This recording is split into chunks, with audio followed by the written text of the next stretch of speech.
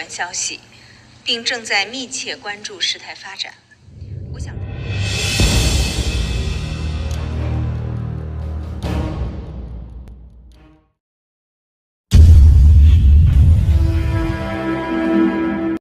Magandang araw po at magandang gabi sa mga nakakapanood sa gabi at sa lahat po ng naabot ng video nito. Welcome po dito sa AMBO Avoy Mix Videos. Ngayon po ay meron po tayong dalawang video na ang isa ay mula kay UNTV News and Rescue at yung isa ay Inquirer.net.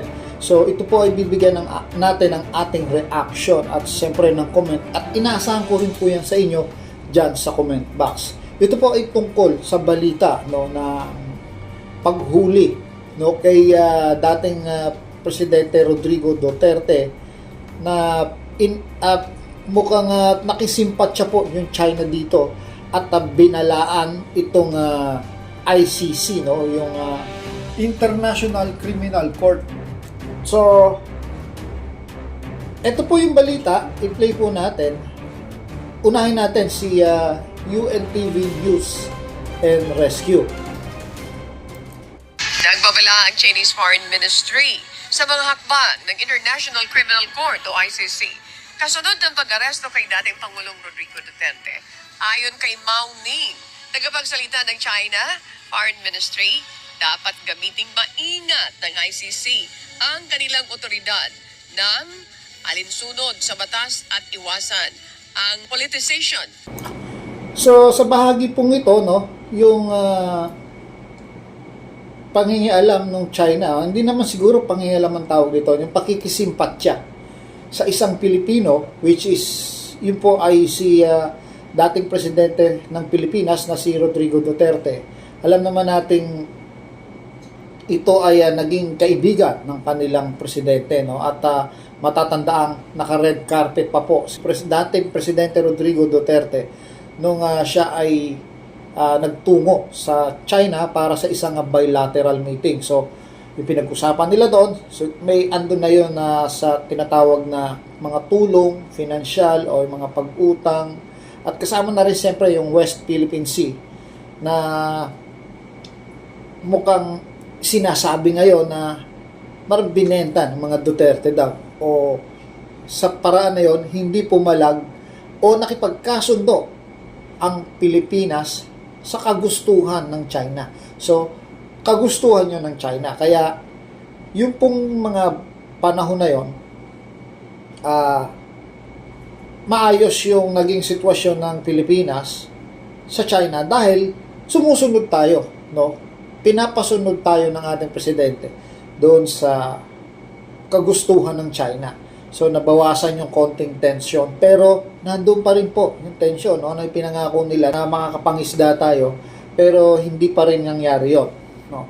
Binabiolate pa rin ng China yung tungkol dun sa West Philippine Sea.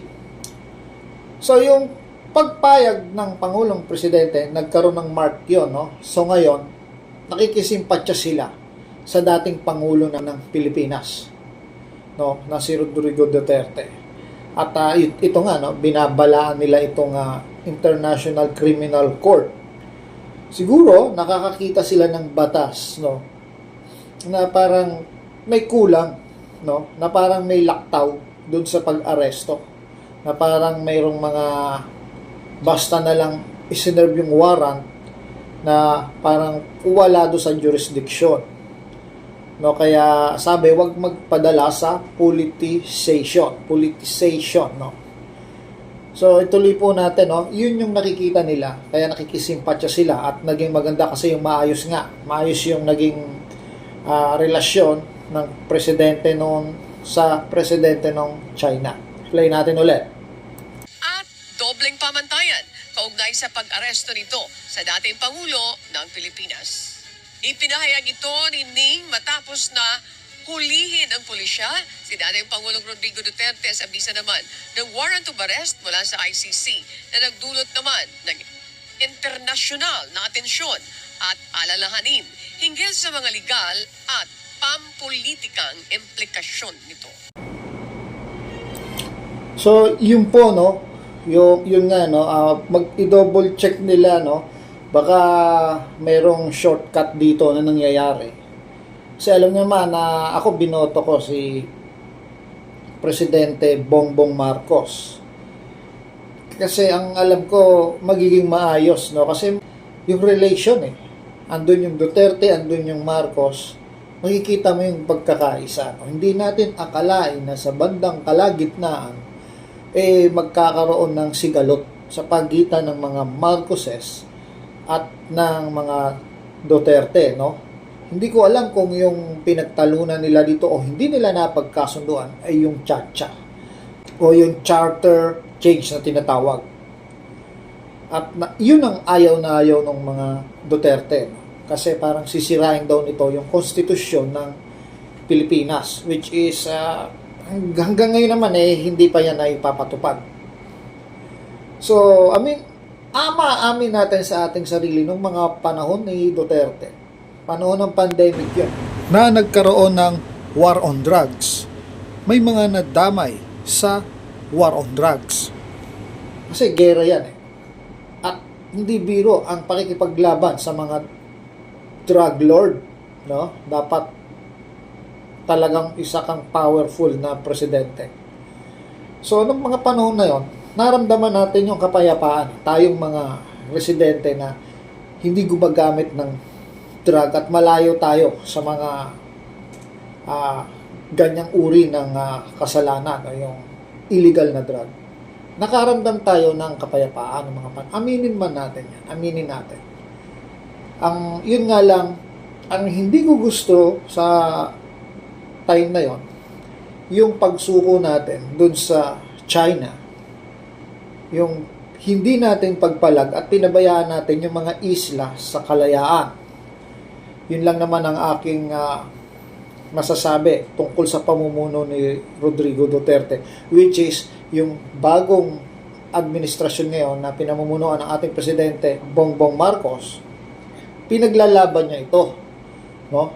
Pinaglalaban niya ito ng hanggang sa makakaya niya, gumagawa siya ng paraan, no? Actually, may mga reports na marami nang nalampasan ng Pilipinas. Umangat daw yung kabuhayan. So maganda po 'yon sa panahon natin ngayon. So kasi wala na rin yung pandemic. Ang akin lang na tampo dito sa bago nating presidente, bakit yung mga nagda-drugs na yan, parang nagbalik ho sila sa lansangan, no? Sabi, itutuloy daw yung war on drugs sa isang paraan na legal, no? Kasi dati pinapatay sila, no? Which is naging paraan yon para matakot itong mga nag-drug users, no? Nagtakbuhan yung iba sa probinsya, even yung mga drug lord, natakot talaga, no? Nakita natin yung ngipin ng batas sa drug on war. May mga mayor pa nga na mga drug lord na nahuhuli. Pero bakit hindi yun na ipagpatuloy, no? Ang pagkakaiba, ang hinahanap ko sana na maipagpatuloy, may nahuhuli, no? May na ikukulong na isang drug lord. Although kung ayaw nilang patayin, o di wag nilang patayin, pero ibilanggo nila ng panghabang buhay, no? At tila nagbalikan itong yun lang siguro kung magkakaharap kami ng presidente, bakit parang tila napabayaan na naman itong mga drug lord na ito, naghari-harian sa lansangan, no? Nagkalat na naman yung mga yung mga nag-shashabu dyan, mga gumagamit ng mga illegal na drugs, at iba may video pa, no? Hindi kagaya noon na talagang takot. Naramdaman nating mga Pilipino yan, no? Yun lang naman ang question ko sa bagong administrasyon ngayon na pinamumunuan ng ating presidente Bongbong Marcos.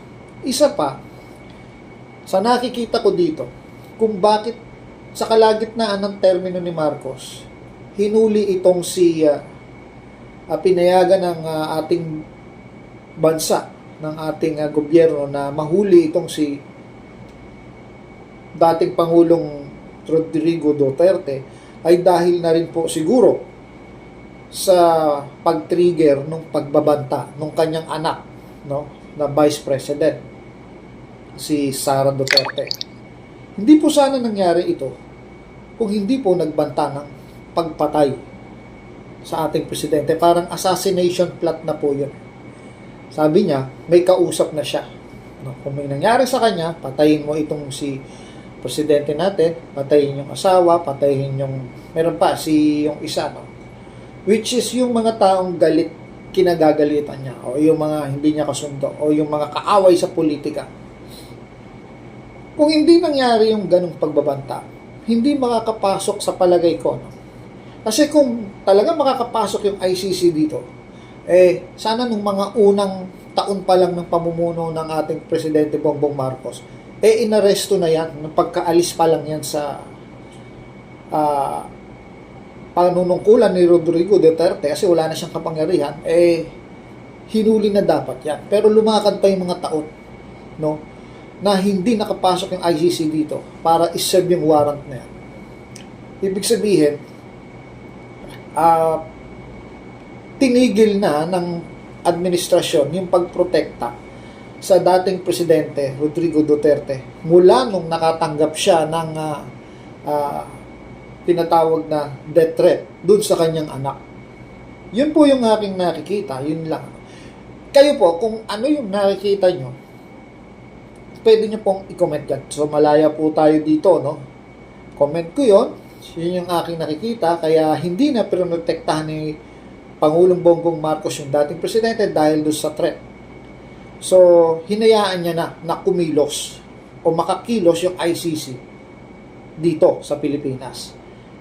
So, kung kayo po ay mayroong naiisip, pwede nyo po yan dyan. Pero wag po tayong mag-aaway-away sa comment.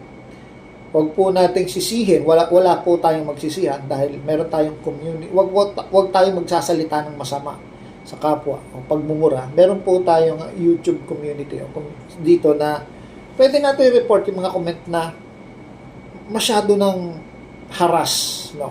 So iwasan po na maging professional po tayo sa ating pagko-comment. So ito nga pala yung isang video nung sa China, no? Sa video ng Inquirer.net. Papanood lang po natin sa inyo. Ito 28 seconds lang po. Ito na po. 突发事件，中方注意到有关消息，并正在密切关注事态发展。我想重申，中国一贯主张国际刑事法院应严格遵循补充性管辖原则，依法审慎行使职权，避免政治化和双重标准。 So, yun po, no? Ngayon yung actual, kasi kanina binalita ng UNTV pero hindi natin napanood yung actual. So, yun po yung actual na salita. So, ito po ay hindi fake news, no? At mula po ito sa tinatawag na mga pinagkakatiwalaang tagapamahayag, yung Inquirer.net at saka yung UNTV, no? So, kayo po, ano ho ba ang masasabi nyo tungkol dito sa paghuli kay dating Presidente Rodrigo Duterte, no? Ito ba ay legal? Ito ba ay ayon sa ating soberanya? Ito ba ay sa tingin nyo prenoseso ng bagong pamahalaan natin na si Bongbong Marcos, si Presidente Bongbong Marcos? So ako po, wala po akong kinakampihan dito. Ang sa akin lang po ay sumusuporta po ako bilang isang Kristiyano sa isang umiiral na gobyerno, no? Kasi alam naman natin, nasa Biblia po na nakasulat, ang Diyos po ang nagluluklok ng hari. At ang Diyos din ang nag-aalis sa hari, no? Nasa Biblia po yan, no? Ito po yung versikulo. Magbabasa niyo po yan dyan kung gusto niyo ng reference. So, hanggang dito na lang po. Maraming salamat po. Ito po ang Avoy Mix Videos. Hanggang sa muli.